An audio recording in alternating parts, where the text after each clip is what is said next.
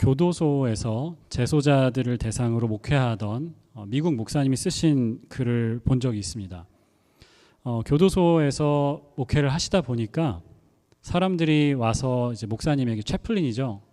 기도 부탁을 하는데 제일 많이 하는 기도 부탁 중에 하나가 목사님 제가 며칠 뒤에 재판이 있는데 이 재판에서 무죄가 나오게 기도해 주세요 라는 기도 제목이 많았다고 해요.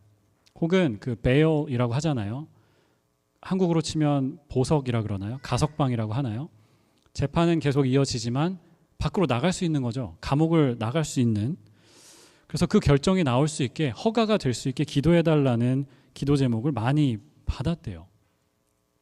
이분들을 위해서 열심히 기도를 했는데 그러다가 기도의 응답인지 아닌지 모르지만 기도를 해준 몇 명이 무죄 판결을 받았습니다. 그러면서 손님이 늘어나기 시작했어요. 주일날 하는 채플에 갑자기 사람들이 쏟아져 들어오기 시작했습니다. 알지도 못하는 사람들이 와서 자기 며칠날 재판이 있으니까 기도해달라고 기도 부탁을 했어요. 기도하기가 솔직히 싫으셨대요. 자기 능력 때문에 무죄를 받은 게 아니라고 생각을 했기 때문이고, 그리고 이분들의 마음은 이해하죠.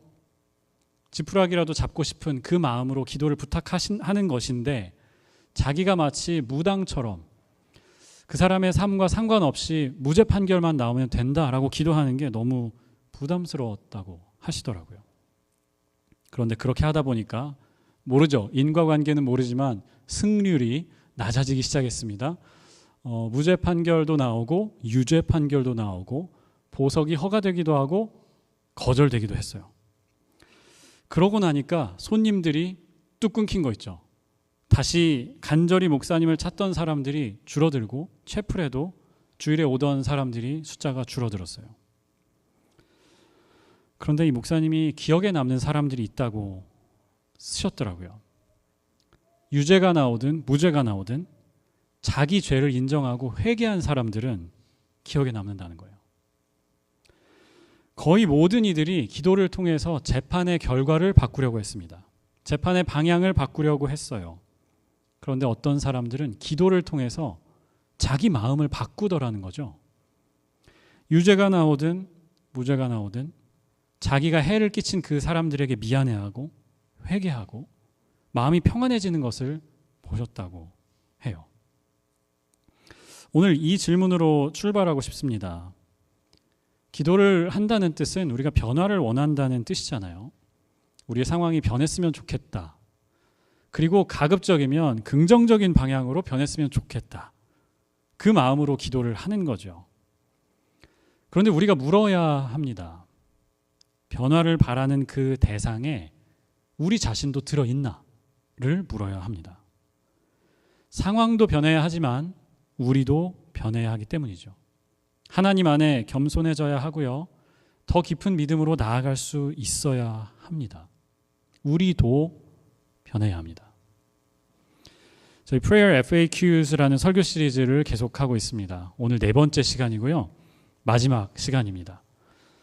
함께 고민해보고자 하는 질문은 기도의 바른 방법에 관한 질문입니다. 어떤 마음가짐으로 우리가 기도를 해야 하는가? Is there a proper way of praying? 이 질문을 가지고 함께 말씀을 나누려고 합니다. 우리가 마태복음 6장의 말씀을 읽었는데요. 5절에서 8절까지 읽었지만 9절에 가면 그 유명한 예수님의 기도가 나오죠. 우리가 예배마다 고백하는 주기도문이 여기에 나와요. 우리가 아마 이 질문을 주님께 던진다면 Is there a proper way of praying? 주님께서 아마 마태복음 6장을 가리키실 것 같아요. 성경에 이미 다 나와 있다. 이렇게 기도해라. 주기도문을 시작하시는 예수님도 같은 말씀으로 시작하십니다. 그러므로 너희는 이렇게 기도해라. 저게 11월에 다시 주기도문 시리즈 파트 2를 할 예정이고요. 오늘 말씀은 주기도문에 들어가기 전에 우리가 기도할 때 주의해야 하는 것 2가지를 말씀해 주십니다. 첫 번째, 사람들에게 보이기 위해서 기도하고 있는지 점검해 봐야 됩니다. 5절에 이렇게 말씀했습니다. 너희는 기도할 때 위선자들처럼 하지 말아라. 그들은 사람들에게 보이려고 회당과 큰 길 모퉁이에 서서 기도하기를 좋아한다. 그렇게 하지 말라고 하셨어요. 그리고 6절에 말씀하십니다. 너희는 기도할 때 골방에 들어가서 문을 닫고서 숨어 계시는 내 아버지께 기도해라. 미국에서 세 사람을 잘 만나야 한다는 이야기를 들었습니다. 공부하는 분들도 계시고 또 정착해서 미국에 사는 분들도 계신데 이 세 사람을 잘 만나야 여러분의 미국 생활이 잘 열리고 풀립니다. 변호사, 부동산 에이전트, 그리고 목사. 이 세 사람을 잘 만나야 합니다. 생각해 보면요, 이 세 직업은 우리 삶의 굉장히 중요한 순간들에 만나게 돼요. 변호사 언제 만나게 되나요? 비자 신청할 때, 비자를 갱신하거나 영주권을 신청할 때, 그럴 때 필요하고요. 아니면 우리가 살다가 어떤 일에 휘말렸을 때, 도움이 필요할 때 필요합니다. 우리가 어려움에 휘말렸을 때 우리를 도와주는 사람이고요. 부동산 에이전트는 왜 중요한가요? 리얼터, 왜 중요한가요? 우리가 의식주라고 하잖아요. 사람이 사는데 필요한 세 가지. 그 중에 주를 도와주는 사람이라서 그렇죠. 자녀들이 있다면요, 우리가 사는 집에 따라서 아이들이 가는 학교가 결정이 되기도 하고요. 동네마다 이 코드라고 하는 거, 규칙이 조금씩 다 다릅니다. 우리는 몰라요. 리얼터가 이런 것들을 잘 알려줘야 되는 거죠. 게다가 한국의 그 전세 사기가 되게 문제가 심하잖아요. 집 계약할 때 큰 돈이 오고 가요. 그런 것들을 잘 이끌어줄 수 있는 사람이 필요합니다. 마지막으로 목사인데, 제가 그 목사이기 때문에 여러분에게 객관적으로 말씀드릴 수가 없다는 점을 미리 알려드려요. 이해해 주시면 좋겠고, 미국에 오면 신앙생활을 하지 않던 사람들도 교회에 오는 경우가 많습니다. 한국에 있는 그 인구 대비 기독교인 비율을 보면 한 20% 정도 돼요. 카톨릭하고 개신교 다 합쳐서 뭐 20%, 25% 정도 되는데, 미국에 오면 재미교포들, 코리안 아메리칸 다 따져보면 50%가 교인이에요. 굉장한 거죠. 교회는 우리가 처음 미국에 왔을 때 정착하는 것, 적응하는 것을 도와주기도 하고요. 외로운 이민 생활 가운데 우리에게 공동체를 주기도 하잖아요. belonging, 이것을 주기도 해요. 목사를 잘 만나는 것이 중요합니다. 그런데 뒤집어서 생각해 보면, 자, 여기서부터가 이제 진짜 중요한 얘기죠. 이 세 사람을 잘 만나면 우리의 이민 생활이 펴지고요. 우리의 삶이 열리고요. 반대로 이 세 사람 중에 한 명이라도 잘못 만나잖아요. 그럼 우리의 삶이 꼬일 수가 있습니다. 막힐 수가 있어요. 변호사, 부동산 에이전트, 목사. 그 세 직종 중 하나를 맡은 사람으로서 제가 큰 책임감을 느낍니다. 미국에 오기 전에 그런 얘기도 들었습니다. 미국 가서 조심해야 되는 거, 진짜 조심해야 되는 거 있는데 한국 사람 제일 조심하라고. 들은 분들 계신가요? 한국 사람 제일 조심하라고 그 얘기 들었고, 진짜 조심해야 되는 게 한인교회. 여러분 지금 한인교회에 와서 한국 사람들을 엄청 많이 만나고 계신데 조심하시기 바랍니다. 왜 그럴까? 미국 와서 제가 여러분들을 만났는데 교회에 대해서 되게 고마워하고 교회를 소중하게 생각하는 분들을 많이 만났습니다. 그런데 그 반대도 있더라고요. 한인교회에서 상처받은 사람들, 목사한테 실망한 사람들이 있더라고요. 저는 그런 생각을 해봤습니다. 왜 이렇게 되었을까? 저는 오늘 예수님의 말씀에서 한 가지 답을 찾을 수 있다고 생각해요. 신앙생활은 열심히 하는데, 기도는 열심히 하는데 그 방향이 하나님을 향해 있는 것이 아니라 사람들을 향해 있는 거예요. 내가 지금 기도를 하면서도 눈을 뜨고 보는 거죠. 사람들이 내가 기도한다는 것을 알고 있나? 내가 여기서 열심히 기도하고 있는데 저 사람들이 나를 인정하고 있나? 이런 것들이 우리 안에 있는 거예요. 목적 자체가 아예 사람들에게 보이기 위한 그런 사람들도 있어요. 여러분, 이런 기도는 능력이 없습니다. 내 상황도 바꾸지 못하고요. 나도 바꾸지 못합니다. 제가 군대에서 그 병과가 있잖아요. 잡이라고 하죠. 그 군종병이었어요. chaplain's assistant였고 2년을 군대를 갔다 왔는데 군종병으로서 제일 힘든 게 뭔지 아십니까? 새벽 기도를 가는 겁니다. 이게 너무너무 힘들었어요. 매일 5시에 일어나서 5시 15분까지 교회에 출근을 하고 음악을 틀어놓고 불을 켜놓고 바로 새벽 기도를 하면 좋겠는데 6시에 새벽 기도를 시작을 합니다. 그러면 그때가 되면 되게 졸려요. 저희 목사님하고 그 새벽 기도에 약속이 있었는데 목사님이 설교가 끝나고 기도하겠습니다. 이러면 제가 이제 불을 끄는 겁니다. 불이 딱 꺼지고 기도가 끝나고 아멘을 하면 노래가 나오는 게 이제 우리의 약속이었어요. 그런데 설교가 끝나고 목사님이 기도하겠습니다 하는데 저는 뒤에서 자고 있는 거죠. 불이 꺼지지 않아요. 계속 밝아요. 그리고 아멘을 했는데 노래가 나와야 되는데 정말 그 적막함 있죠. 그때 그 시간이 얼마나 긴지 여러분 아십니까? 그래서 막 뒤를 돌아봐요, 사람들이. 그럼 제가 깨가지고 불 끄고 음악을 틀고 그렇게 했어요. 처음에는 몇 번 실수를 했는데 짬밥이라는 게 있잖아요. 군 생활을 계속을 하니까 정말 짬밥이 생기더라고요. 설교 시간에 계속 졸았습니다. 계속 잤어요. 그런데 목사님이 기도하겠습니다 하면 잠이 탁 깨요. 그래서 그때 불을 끄고 기도가 끝나고 아멘 하면 음악이 나오는 거죠. 여러분 혹시 그 새벽 기도에 트는 음악 아십니까?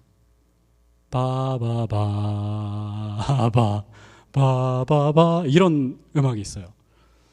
저도 사실 그 시간에 기도를 하고 싶었어요. 어차피 아침 일찍 일어났고요.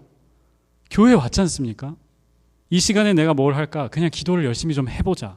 그랬는데 너무 졸리는 거예요. 그 음악이 나오면 정말 이렇게 자는 거죠. 그리고 이때는 사람들이 잠깐 기도하다가 이제 뒤로 나가요. 나가면서 방송실이 유리로 되어 있는데 거기로 다 보는 겁니다.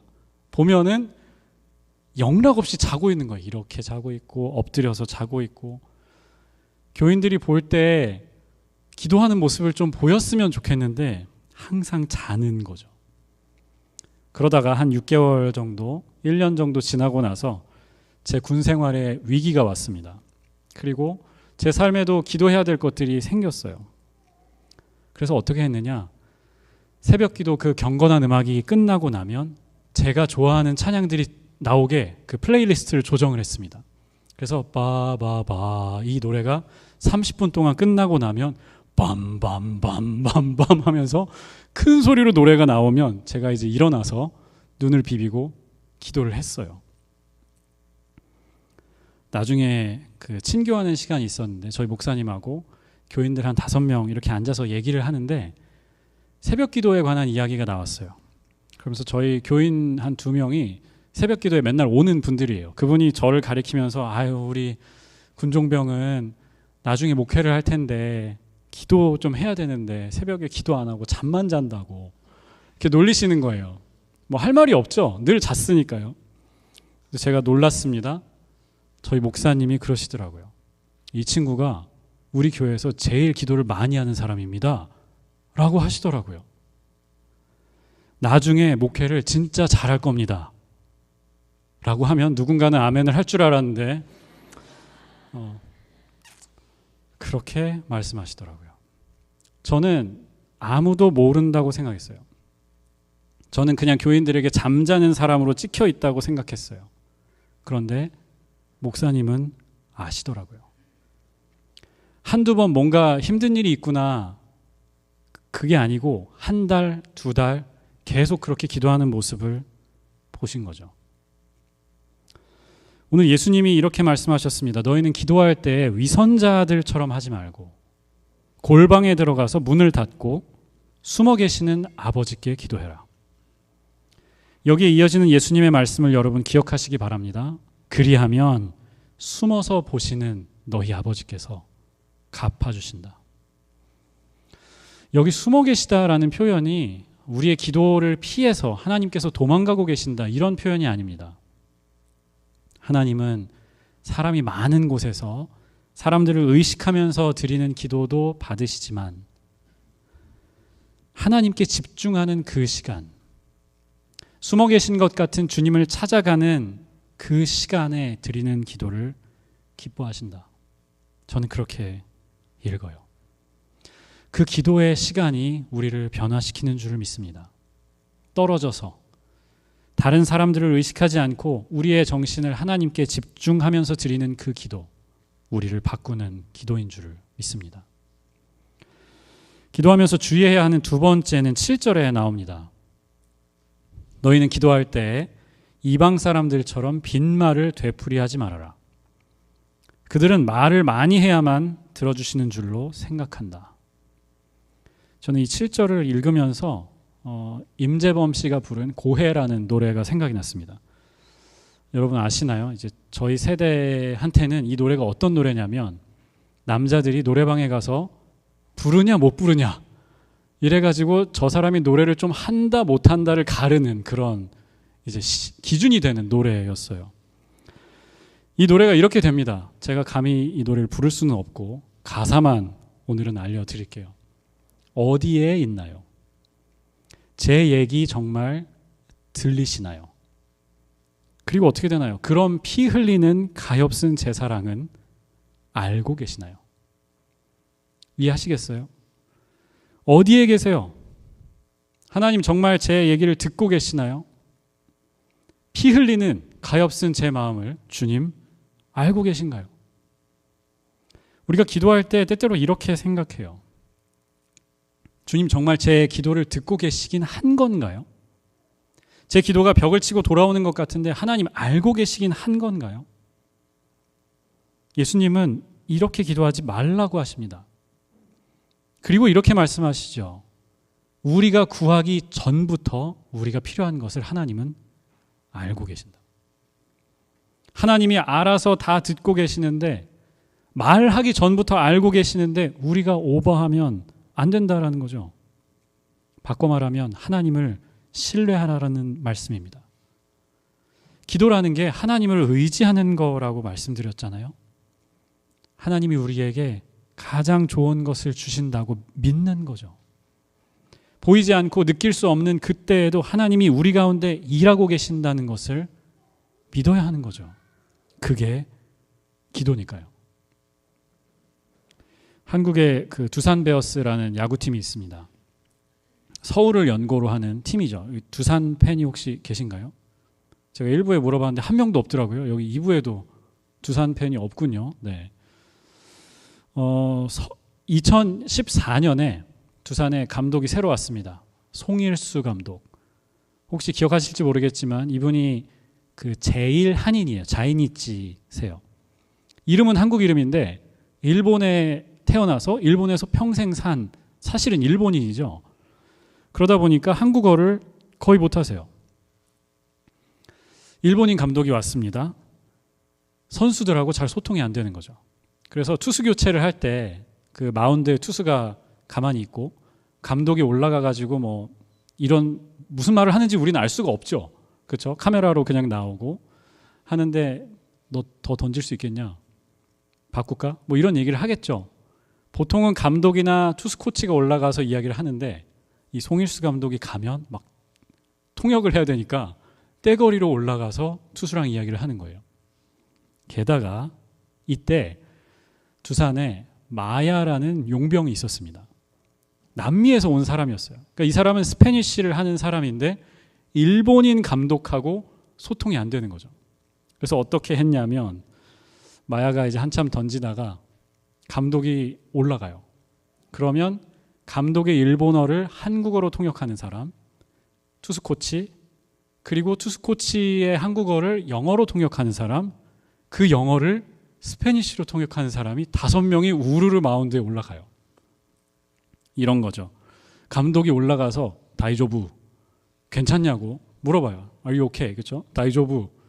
그러면 옆에 그 일본인 통역사가 감독님이 괜찮냐고 물어보니다.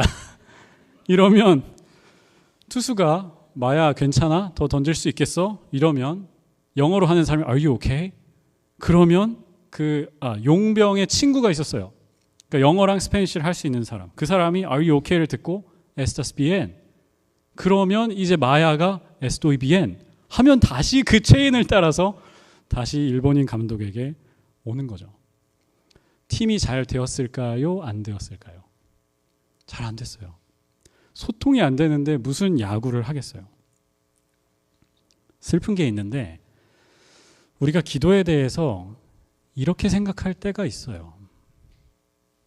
하나님과 내가 뭔가 이 단절되어 있다, 디스커넥트가 있다라고 생각을 하는 거예요.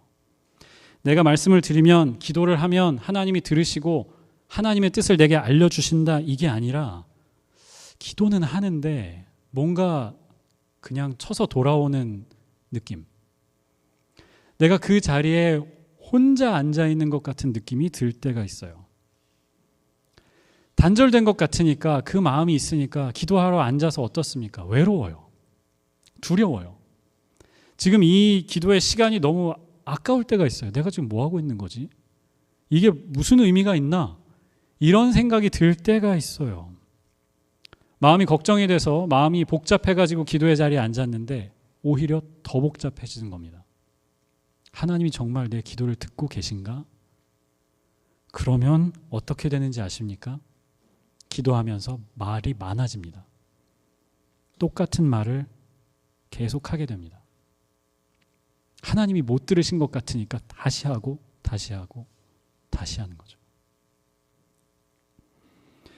예수님이 오늘 말씀에 뭐라고 하시느냐? 이방인들이 그렇게 한다. 하나님의 백성이 그렇게 하는 것이 아니라 하나님이 계신지 하나님이 누구신지 모르는 사람들이 그렇게 기도한다. 그리고 그렇게 말씀하시죠. 너희 하늘 아버지께서 너희에게 있어야 하는 것을 아신다. 관계성이 완전히 다른 것 여러분 보이십니까? 이방인이 하는 기도, 중얼중얼 계속 똑같은 말을 반복하는 기도가 있고 자녀가 하는 기도가 있는 거죠. 내가 말하지 못해도 하나님이 내 마음을 아신다고 생각하는 기도, 자녀의 기도인 거예요. 누가 그런 이야기를 했습니다. 기도는 내 뜻을 이루는 시간이 아니라 내 뜻을 이기는 시간이다. 좋지 않습니까? 기도는 내 뜻을 이루는 시간이 아니라 내 뜻을 이기는 시간이다. 영어로 해보면요, we pray for something. 그런데 but also we pray against that thing. 이라고 저는 믿어요. 하나님 이것을 꼭 이뤄주셔야 합니다. 이뤄주셨으면 좋겠어요. 응답해 주시면 좋겠어요. 그런데 응답해 주지 않으셔도 괜찮습니다. We also pray against that thing. 하나님의 뜻이 아니면 이루어주지 않으셔도 돼요. 가장 선하신 하나님의 뜻을 신뢰하기 때문에. 오늘 우리가 두 가지를 살펴봤습니다.